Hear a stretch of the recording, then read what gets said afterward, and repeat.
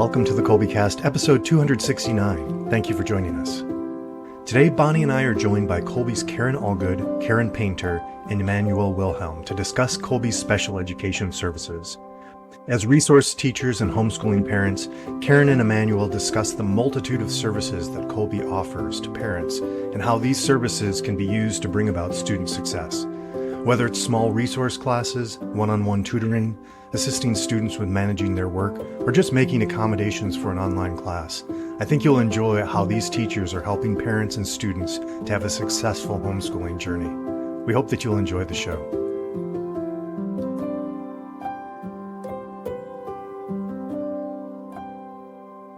Hi there, I'm Bonnie, Kolbe homeschooling mom of 4 lads and lasses, liturgical musician, popcorn, and podcast fanatic. And this is Stephen, homeschooling father of 5 and director of development for Kolbe Academy. Morning, Stephen. How are you? Doing well this morning. Yeah. Good. It's a great morning. It is, yes. We are joined by a group of ladies, one of whom has been with us several times, Karen Allgood, Student Services Director. Hi, Karen. Hi. Good to see you again, Karen. And today, for the first time, we get to meet 2 ladies who are resource teachers for us. We're going to find out what that means. Emmanuel Wilhelm and Karen Painter. Hi, ladies. Welcome to the Kolbecast. Hi. Glad to have you all with us and get to know you a little bit. Our topic today is Kolbe's special ed services, and specifically the resource classes and services and teachers that are available as part of that. That's come up a few times on the episodes. It's always good to revisit that, as folks may not be familiar with that, both within Kolbe and those who are new to Kolbe. So we're going to get to know these 2 ladies first. Karen Painter, will you tell us about yourself and your background and your Kolbe connection, homeschooling experience, all that sort of stuff? Oh, absolutely. Let's see. I was a special education teacher right out of college, and so graduated from the University of Texas in Austin and taught in the Houston area for about 8 years before I had children, and then decided to stay home. And then my children, we started homeschooling when my oldest was in kindergarten, and ended up, I guess, maybe I'm trying to think what Kolbe's inaugural year was for online school, but my oldest 2 started then. So we've been a part of the online school ever since it started. And I have 4 children, 3 have graduated from Kolbe, and I have 1 who is a junior. So he's got a couple more years. Okay. Well, it's very good to meet you. I feel like I've seen your name a lot, and it's good to get to visit with you today and get to know you a little bit. Great to meet you. Fun fact, Emmanuel and I were in the same group of Catholic young adults a while ago, Yes. But it's great to get to visit with her today. Tell me about yourself and your background and Kolbe Connection, all that sort of stuff. All right. Well, I grew up in Oklahoma, and I went to the University of Oklahoma, graduated with a special ed degree. And my first 4 years of teaching, I spent in Austin, Texas. And after that, I went home, I got engaged, and I went home for a year and worked in Tulsa. And I moved to Washington State, where I taught there for a couple of years, and then had my kids and stayed home and did some tutoring work, kind of consulting, kind of tutoring work, and then went back to teaching high school for about a year, and then stayed back home. And about the time my oldest was in 4th grade, I mean, actually for about 2 years, God was really calling me to homeschool, and I ignored it for a long time. And I finally said yes, and it was the best decision I'd ever made.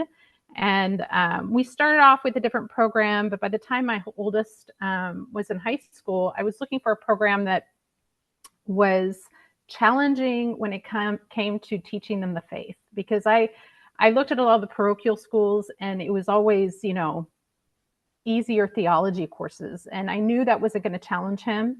And I came across Kolbe. And as a parent, I mean, it was, again, another really great decision. And he graduated last year from Kolbe. He's at Ave Maria University this year. And I have a senior that's coming up to be a senior this next year. And then I have a sophomore, and I have 2 little ones that one of them's going to be in 5th grade and the other one's going to be in 3rd.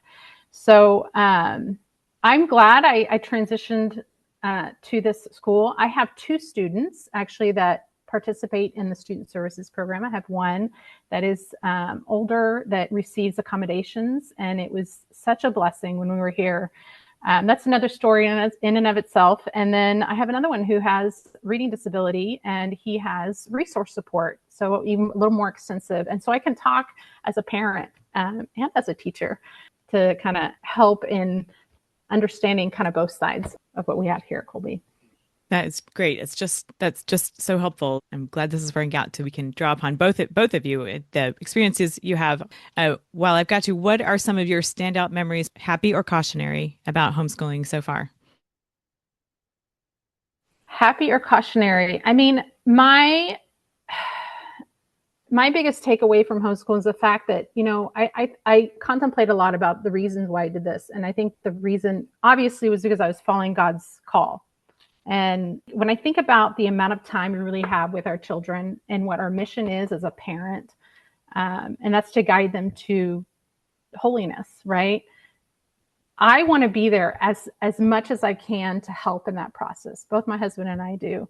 And I think that that's my priority. And that's the big takeaway. That's when I feel peace, when I think about, wow, these kids they really know a lot more than I did. I went to parochial school, and I graduated from high school not knowing a lick of my faith, or enough to be able to defend it. And I want them to know and to understand the whys behind it. And I want them to know that their purpose in life is greater than, what they get out there in the world. I mean, when I look at how my kids are turning out and the decisions that they're making, I feel like I'm starting to see the fruits of it. And most people don't. I mean, I guess St. Monica did see the fruits of some of what she did when she prayed for her son. But I really do. Making that decision when my oldest son was in 4th grade, it really changed the trajectory of probably what decisions he was going to make in college. I mean, the example that he's setting, and I'm just looking at him right now with some of the guys that he's hanging out with. And this is what it's all about, right? And of course, he's got great knowledge, and his freshman year was really, really easy because of the academics he received at Kolbe. But I mean, this in and of itself, I think the hardest part is the day-to-day stuff. I think before I got to Kolbe, the day-to-day, me being on my own and trying to get through the day was tough. But in the end, I knew that this wasn't going to be an easy road, because when you choose to walk the path towards holiness with your kids, it's not going to be easy because you're fighting the world, right?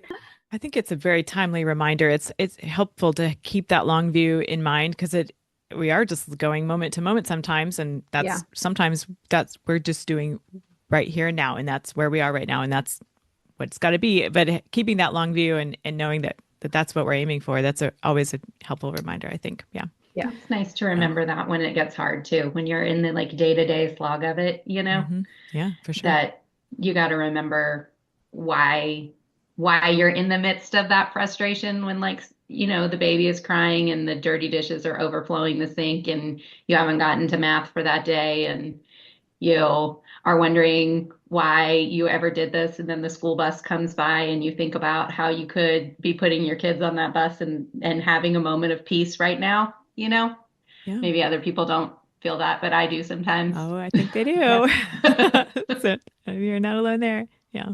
Coming from, I didn't mention this, at some point in my, I guess, journey of homeschooling, I ended up putting my children into our local Catholic school for a couple years. And my oldest son has special needs.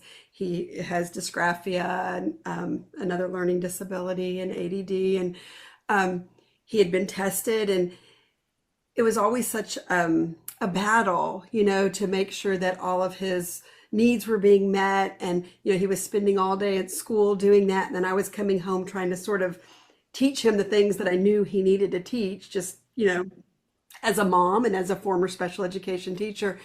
And then when we decided to come back, to Kolbe, or back to homeschooling, and went with Kolbe, although they didn't have the special services department at the time, they certainly worked with us and knew that my son had those issues. But it just helped us to slow everything down and focus on what he needed.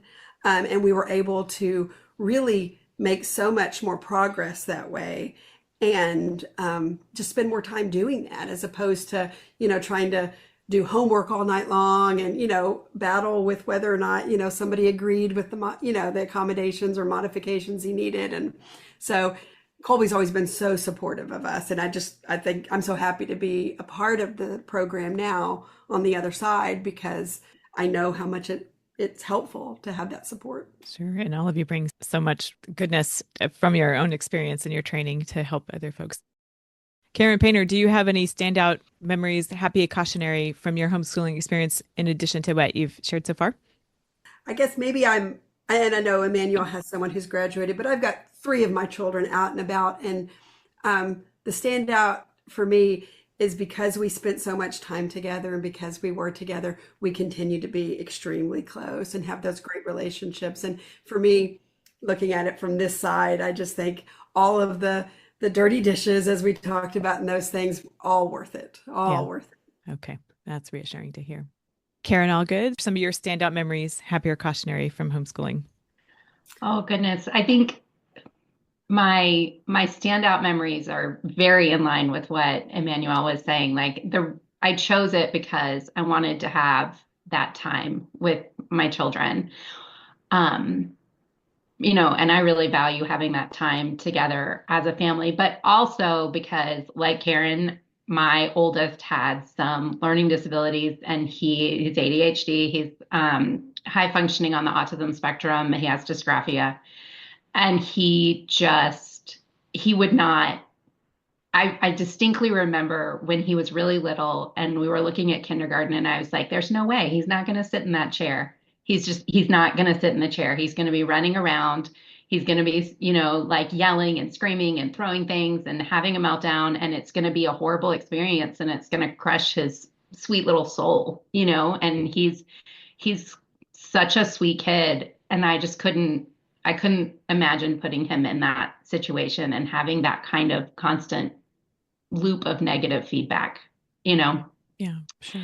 And also, with a background in special ed, I knew what that was going to be like. And I knew that he's also capable of so much, and he was so smart, and he could do all of these things that I didn't want to put him in that situation. And so we decided to homeschool, and I don't want to say I never looked back, because I definitely had some moments in there, like I said, with the crying and the dirty dishes and the school bus, that I looked back, but they were fleeting and they were brief. And I've seen, I've seen how he's blossomed and how this has been good for him. And then we transitioned into Kolbe and how that has been so good for him too. I think maybe my cautionary, and this may be me too, is not to be afraid to ask for help. I think in those younger years, I think I look back at what it took for me to get to Kolbe and to look for and need that help in some of those classes. And I think sometimes it was hard for me as a mom to be like, I have it, I can do it, I can do everything. But really, it was okay for me to be like, I need some help with this. I don't know what to do in this situation. I need someone to help me, and that's okay. And I think that's kind of what we're collectively here for, is when you need that help and you can ask for it, and we're all here wanting to help you. I know as a young homeschooling mom, that was really hard for me. Sure. Yeah. And that's helpful to hear. Yeah.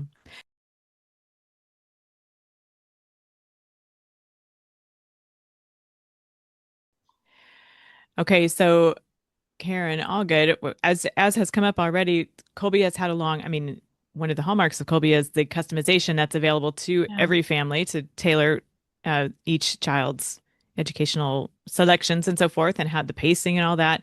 And so there's a long history of Kolbe working with families individually to address needs and so forth.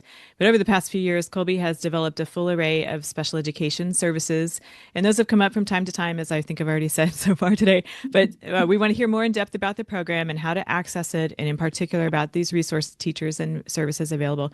It's a few years now into this really robust program. So give us an overview of it for people who have never heard of it, didn't realize that Kolbe had this to offer, and take us from there.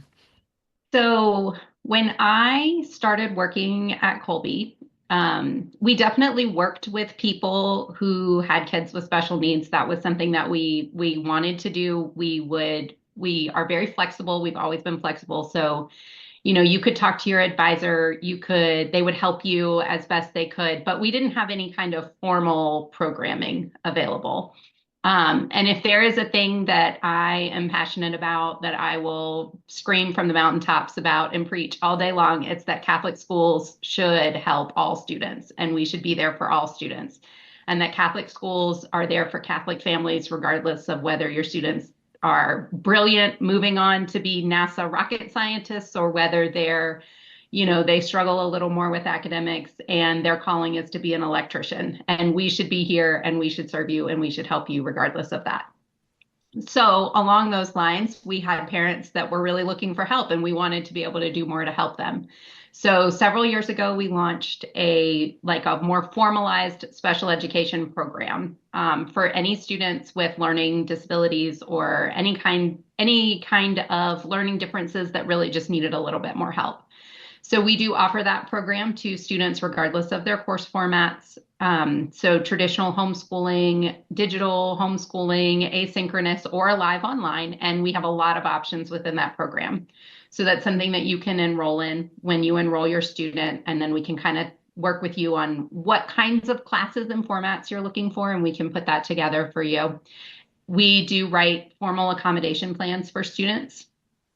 And those will look a little bit different depending on what kind of class format you're in, but we offer some basic accommodations across those formats, either helping you as a homeschool parent figure out how to modify or how to accommodate your student just with your traditional homeschool student in your home. Maybe that's looking at how you set up your day, how you maybe modify their assignments a little bit to try to help them, or you slow down the pacing to try to kind of let them have a little bit longer to get through things, or all the way up to live online classes where we're putting you we're setting goals, like specific academic goals for your student, and putting you in a resource class with one of our resource teachers to really monitor that and do more of the teaching of that and walking with you, day by day, hand holding with your student, doing a lot of the primary teaching. And we kind of do all kinds of things in between. I'm curious, Karen, since you've had a couple of years in this program, do a lot of the people that come to you, do they already oh, we've done the testing, we know, or is it like things aren't working, or just a mixture of all of that? We get both. So what we say is that we will work with you while you're in the process of getting tested. So we do get a lot of people who will come and say, hey, something's not right, especially with those younger kiddos. With our little, our kindergartners, first, second grades, they're like, something is not right, but I just don't know what it is. And so we will definitely work with you. We don't offer testing, but we can help you work through that process. When we tell you, where to start, who to ask, who to talk to. And then when you get those results back, we'll sit down with you and go through those results. They're very dense and they're very long, and sometimes they're very hard to read. So we will sit with you and go through that and explain it and tell you kind of what services we offer and how we can help you. So we get both. That was my question too. I'm glad you asked that, Stephen. I was wondering. And I'm thinking of various groups of people, folks who kind of start out and they don't realize that there's this need, and others who are like, we know this is a need that we have and we've encountered perhaps in other situations. It hasn't worked out for one reason or another. And here is this opportunity. So yeah, we get a lot of kids that transfer from another school, like maybe a student that was in a public school. I think a lot of parents feel like if their kids have some learning disabilities, public school is really the only option for them.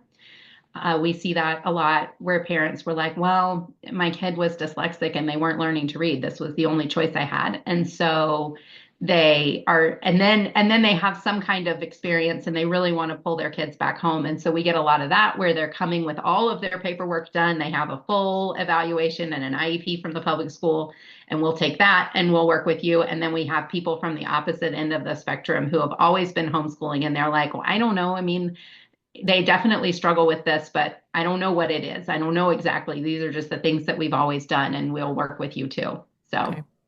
Cool. So speaking to the documentation that you referred to, this came up in episode 197 with you and Kristen Bizzuro, another friend of the Kolbecast, who's joined us several times. Say a bit though about the need for the documentation. Why is that important? Yeah, I totally understand. I know parents sometimes are really hesitant to put those labels on their kids and they don't like the way that that feels. And I totally understand that. Our tagline is always that it's not a label so much as it's a roadmap. That documentation and those diagnoses really help us understand how your child works. Maybe we need to know, maybe your kid is having a hard time reading, but we don't know why.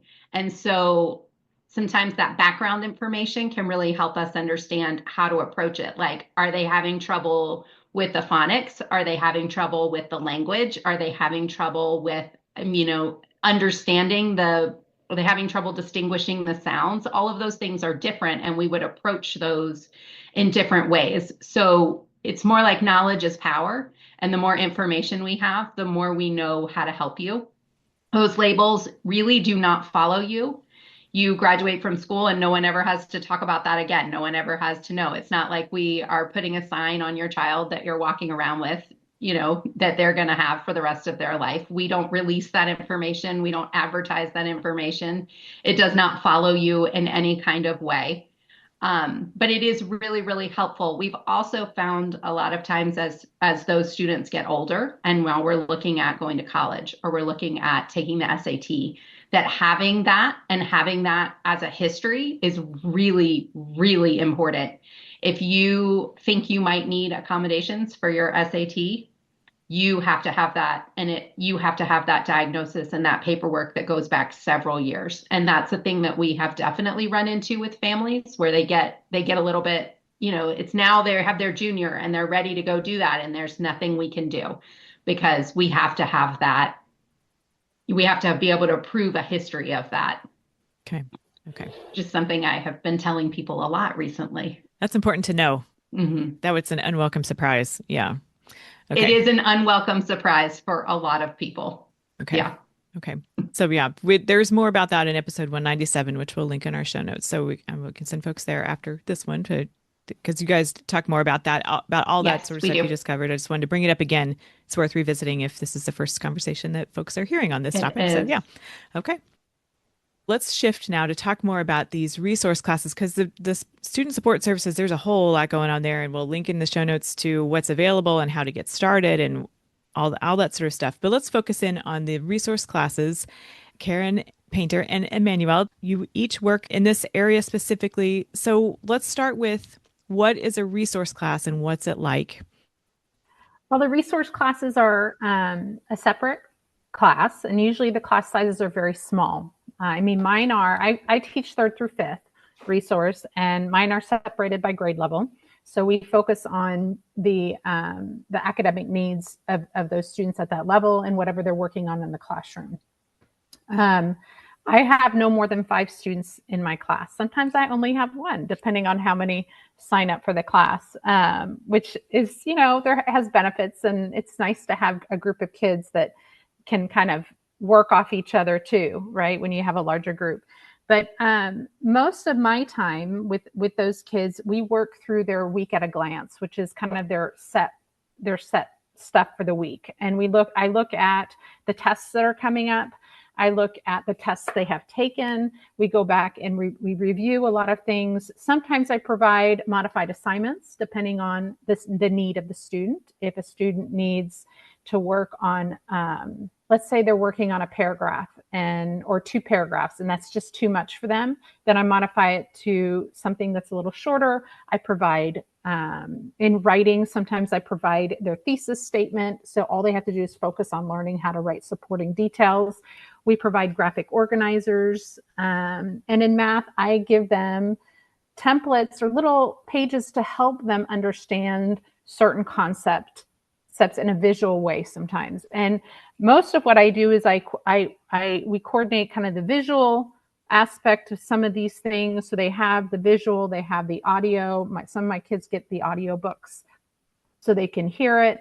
And they have all these accommodations in place to help them support them through their learning. This next year, my classes are going to be a little bit longer. They're about 45 minutes. And so it gives me a little bit more time to work with each student. And sometimes it's a group effort for the 45 minutes. And sometimes I can work with each of them one-on-one, depending on the student and their needs. Do you have anything to add, Karen? Yeah, in the fall, I'll teach 6th through 8th grade in the writing lab. So I focus on all the humanities classes and with this, I guess, a specific focus on writing and any of the writing assignments. So I try to keep up with what obviously the classroom teachers are doing in the other classrooms. So I know the assignments, and then the actual time that we spend in resource, we have 1 hour and 20 minutes at that age level twice a week. So we get, it's a little longer, in middle school and then into high school. And so I do a lot of review. I'll take a look at some of the lessons that have been taught, particularly like maybe grammar or things like that, and do like a small reteach of something, maybe using, different modalities to share the material that might help the particular students that I have with, some of the needs that they have. And then a lot of writing work. So a lot of what we do is work on writing assignments that might come from, actual English class or theology, religion, history, that kind of thing. And so I might help do very similar things, giving them maybe like a framework to use for their paper, taking the assignment and helping them find a thesis or find their details, and then helping them put it together. And a lot of times that looks like all of us working all at the same time. We use shared documents, and it makes it easy. Just to kind of see where everybody's going and everybody's making progress, and I'm giving feedback at the same time to help them complete their assignment. So other things that we do, I try to do a lot of review of just, skills that might help their writing, whether it be editing or things of that nature. A lot of it is also like literature. Sometimes as the novels or whatever they're reading is getting tougher, we'll go back over it again, make sure we've got comprehension, provide recordings of those, novels for those kids who going back and listening to it, like Emmanuel said, making sure that that's all set. They easily know how to find that. And probably the other big thing that, we do in resources, making sure they know what assignments they've got to do, because these kiddos sometimes have trouble keeping track of those things. And so I try to make sure that everybody has their individual lists and they kind of know where they're behind or, what things they need to work on that week, and really try to stay on it to help prevent them from getting behind. It sounds like these are people who are doing the normal Kolbe courses and things, and then it sounds like you're helping them to actually break it down and focus and spend more time and different approaches to doing it. Is that the idea? Am I right? No, that's exactly right. How do y'all schedule those? Or do you have like set times, or do you kind of work with you have these certain students and then you figure out a time to meet, or how's that work? Oh no, it's set. It's set. They have, 3rd through 5th, they usually have classes in the morning, and I'm usually after that. And so is Karen. Hers are set. Okay.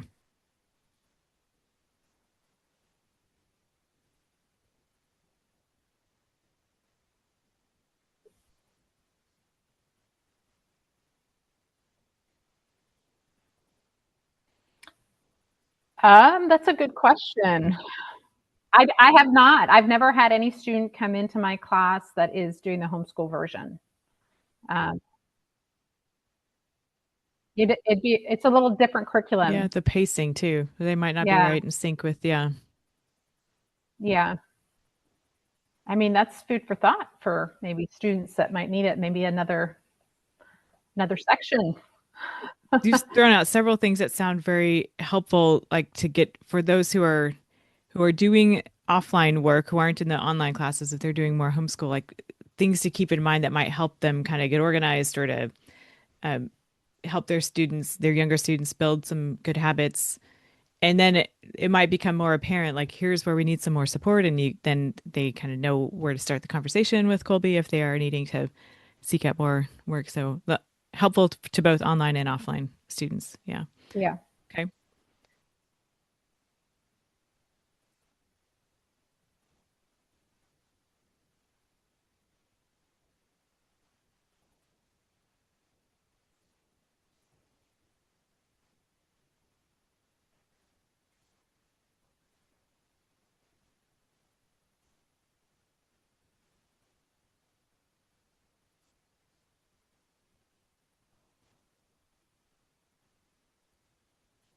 Right. And we do have, like, in the classes that I teach, I might have, two or three students who take all of the Kolbe classes. And then I might have two or three that all they take is the literature English class. And so, you know, they can, if they qualify and for those services, they can definitely still come and take, resource and benefit from those, even if they're not taking every course.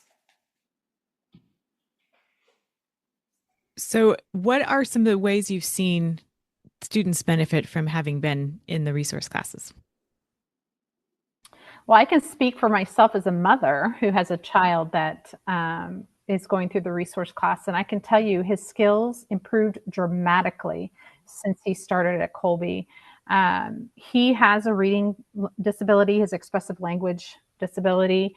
And when I first was thinking about putting him in Kolbe, I was hesitant because I wasn't sure if he would be able to handle it, because I knew the curriculum was tough. I mean, I saw my oldest go through it, but it transformed him. It built confidence in him, in his skills, and he became more accountable to his own lessons and his own assignments, to the point where he was completely independent by his sophomore year. And I mean, that was such a huge drastic difference for me, because when I was working him one-on-one at home, this is kind of funny, but I would talk to my sister about it. It was like every day for me, it was like dragging a mule across the finish line, because he was tough and we were butting heads. And I knew that's when when Karen said, sometimes moms need to say, I need help. And I needed help. And when he started his courses, especially this last year, I saw such a huge improvement in his writing ability. I was left speechless. I couldn't believe the teacher that worked with him, how much he had grown in the skills she was teaching him. And I mean, it's totally worth it. I mean, seeing his confidence, and I mean, listening to him participate in class and being able to really practice his articulation, because that's where he has a really hard time with it. It's been a blessing. Great to hear. Yeah, yes. I think some of what I've seen is one accommodation that we do a lot is extended time for students. So they have a little bit of amount, like where they don't have to meet the exact due date. Maybe they have an extra week or something to do it. And I know that when we're able to offer that accommodation, along with maybe we've modified an assignment, and they experience success in what they've done, they just seem to progress better. They seem to just really grow, and the confidence that they receive from, okay, let's slow down a little bit. I'm going to give you a little more time to finish this. I'm going to help you walk you through it. And then the next assignment becomes a little bit better, right? Maybe they're able to do it a little quicker. Maybe they need the extra time, whatever it is that they need. But that confidence really enables them to be more successful, which is what, we want for all of our children. Absolutely. To feel that. Yeah. It really sounds like you're giving them a sense of, you're showing them their agency, to use a buzzword, you're showing them what they can do and how to accomplish things themselves, which is a huge, tremendously valuable gift that they will need forever. And to teach them how to ask for the help, just like the parents need to know how to ask for help. Really, that was one of the big things for me, learning how to make sure they knew, you can tell me what you need, or you could go communicate to your classroom teacher. It's another thing that we kind of help them do. Like I've helped kids write emails, to their classroom teacher to help them figure out how to say it right for what they need, because they do need agency over that. And especially as they get into high school. That's hugely valuable. What a gift to give them in every area of life. Yeah. So on coordinating with parents, how does that work on that dimension? I mean, I love hearing your own experience as a parent of a child who's receiving these awesome services. What's it like as teachers working with the parents of your students? I mean, it's been great. I have a lot of parents who communicate with me regularly, and I make sure I do the same if I have a concern or if I want to provide more support. Sometimes I, like to work one-on-one with a student because, they need that extra help. And And I've always had, for the most part, good response, which is a huge change from the public school. It's been wonderful. I mean, to have that support, because that's key. That's key for all of our students, and working even with my own children, is the parents need to be on board, and they need to be a part of this walk with them, right, through their education, even when they're at Kolbe. And I mean, just based on the community that we have here, I mean, those are the types of families that we have. There really are. I've had great communication with them. What about you, Karen? No, yeah, I've had great experiences with communication. I would say for anybody, listening, if you're a parent who might like their child to be in this kind of an environment, communication's key. Like, the best situations we have are when everybody's communicating and we're all kind of going back and forth. The accountability program that I know falls under special services, a lot of the students that I have in resource, I also serve as their mentor in the accountability program. And that's another great way to communicate with parents. I feel like with those parents, a lot of times, maybe they'll pop in on the accountability session. And I have found that very valuable. I don't know, what about you, Emmanuel, if you have, but I know the students that I've had in accountability that are in my resource class, it's just that one extra thing that you're able to communicate with them or help them with maybe something that they were struggling with in the classroom. It's a nice service that Kolbe provides. Yeah. Yes, it's definitely a different mode. I haven't had very many accountability students in my resource. Okay. There's also the tutoring portion. I do tutor on the side too, through Kolbe. And I mean, the kids that are doing that as well, I've been able to communicate. I mean, usually the parents come in and they're like, this is what I need him to work on this. And it's great to hear from parents that know what their child needs. It's important to communicate that with the teacher as well, so that I can also adapt whatever I need to do within the classroom. Sometimes parents see things a little bit differently than what we would see in the classroom, right? Because we only have 45 minutes or an hour or whatever. And they can communicate with that with us, and we can work on those particular skills or whatnot. So that's really, really helpful as well. I'm glad you all mentioned those. Those are two more, the accountability and tutoring services. Those are two more within the vast array of student support services. Those have come up at points too. I'm glad you're bringing them up now, and hopefully we'll get to explore those more deeply on upcoming episodes. That would be good to hear more about those offerings too, because those are two very valuable parts of that as well. It's just making me think of Karen's longing at the bus driving by that she mentioned, and it's like, okay, for the parent who's there watching the bus go by and thinking, if things could be different, you've just already given us some extra tools to say, well, and Emmanuel, I know you mentioned like the like pulling the mule to the finish line. Well, okay, here's something that you can give up that struggle, not give it up, but you can get help with that struggle. Yes. So you don't, I just love that all of these things are there to help through that journey. I think that's a real gift too, that you mentioned that, and it helps because I know you're not the only person to experience that, and it's helpful to just kind of look right at that and talk about that a little bit and find a way through that. Yeah. So I guess just for the some of the Kolbe people or people who are considering Kolbe, then so the step would you enroll in Kolbe and then you reach out to the special services people, Karen probably first, Karen Allgood, and then get those things lined up, and then between them and the advisors, they help the students get into the right classes and with the right services that they need to help. Do I have it right? Pretty much. Usually there's a placement testing that happens between that and Karen, and that usually when I do the placement testing and a parent will mention that their child has a disability, I usually note that in the assessment so that student services could talk, and they can give options of what's available to have that conversation with that parent. And then from there, the parent decides what kind of services they want for their child. That's part of the enrollment form too, just to kind of give it that initial kind of heads up that might be something. Yeah. There's also a math resource program as well, starting in middle school and going through high school too. I didn't mention that when I was talking.